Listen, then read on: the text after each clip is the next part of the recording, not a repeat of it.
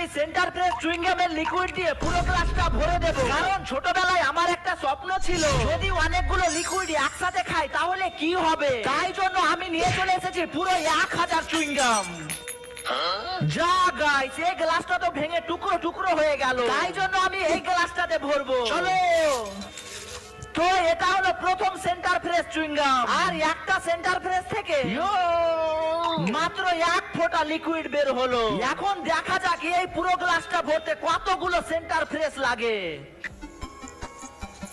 এই দেখো guys, 50টা chewing gum হয়ে গেল, আর গ্লাসে সামান্য ভরেছে। মনে হচ্ছে আজকে আমাকে অনেক পরিশ্রম করতে হবে। এই দেখো গাইস, অনেক পরিশ্রমের পর হালকা করে গ্লাসটা ভরেছে। আমার মন করছে আমি এখনই খেয়ে দেখি, কিন্তু না গাইস, পুরোটা ভরবে তারপরই আমি খাবো। ফাইনালি এক এক ফোঁটা করে আধা গ্লাস